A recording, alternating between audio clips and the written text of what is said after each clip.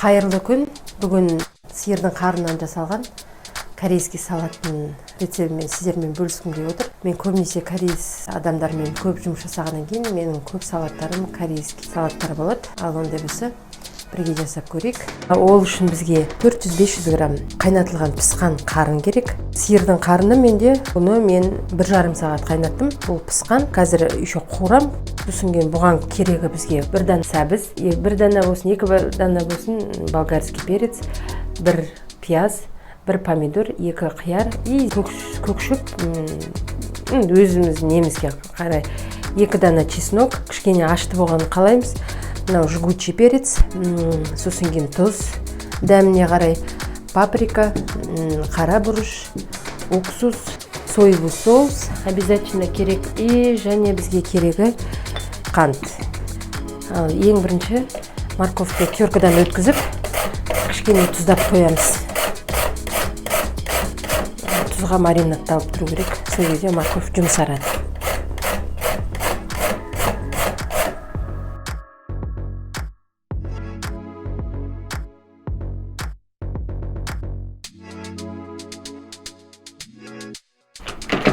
Морковьіміз. Бір дана морковь жетеді. Осыған сәл тұз салып, өстіп араластырып, бұны 15 минутқа басқа заттарымызды турап болғанша өстіп қалдырамыз. Енді қарындарымызды салонға қылып турап аламыз. Осындай салонға. Бұл приправалар қосылып неткеннен кейін бұл қарынның жақсылап 1,5 сағат қайнаған қарын, жұмсақ болып піскен қарынның иісі де дәмі де болмайды. Ондай бір қарын дәмі татылып тұр, үйтіп тұр деп айтады ғой, ондайларға.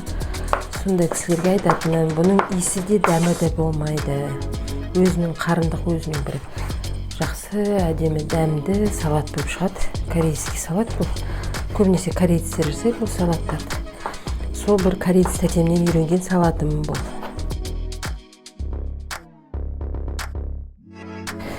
Енді болгарский перецті де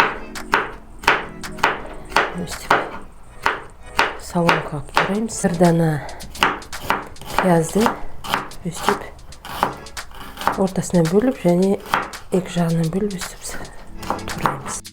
Мені қиярды осылай ортасынан бөлеміз де және өстіп осылай тураймыз.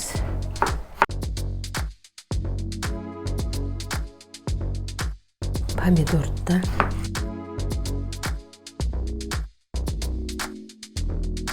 соңен үйде міне кинза, укроп, көк пияз, неғұрлым көк шөптеріңіз көп болса, соғұрлым салаттың дәмі де әдемі болады. Табамызға 100 грамм май құйып, қарнымызды қуырып аламыз.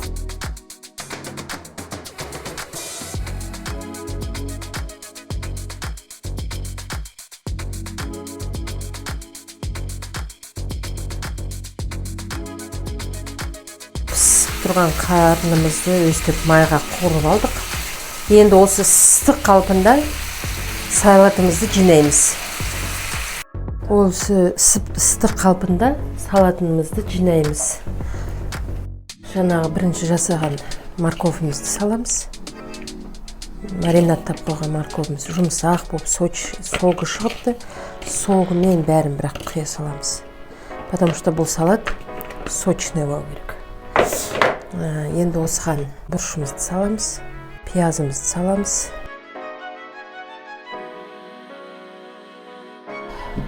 Енді осыған бір дана чеснокты, чеснокодавкадан өткізіп, оны саламыз. Тұз саламыз, ашты жгучий перец саламыз, өйткені біз осы салаттың ашты болғанын жақсы көреміз. Сол үшін түсі әдемі болу үшін паприка саламыз. Сонымен 10-20 грамм соевый соус құямыз. Қазір дәміне қарай, егер татылмаса, тағы да үстінен қоямыз. Тұзды байқап салыңыздар, өйткені соевый соус қосасыздар. 1 чай қасық, толтыра 1 чай қасық, қорықпай уксус құямыз. 9% болсын, менде 70%. Корейцтерде уксус жүрген жерде міндетті түрде оларда қант жүреді. Қант саламыз, 1 қасық, 1,5 қасық. Даже қант салсақ болады. Мінекей, енді осының үстіне жаңағы зеленімізді саламыз.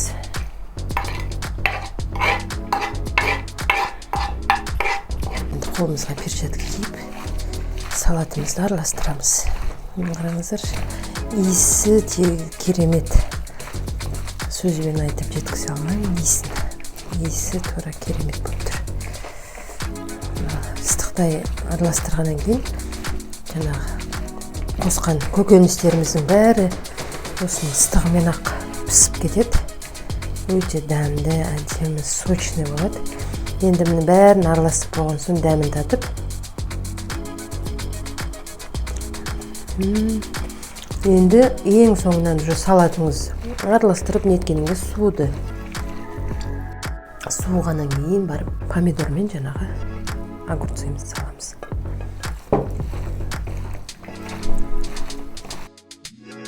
Қарнымда жұмсақ болып піскен, қорып едім, одан арман дәмі кіріп, сондай дәмді болды.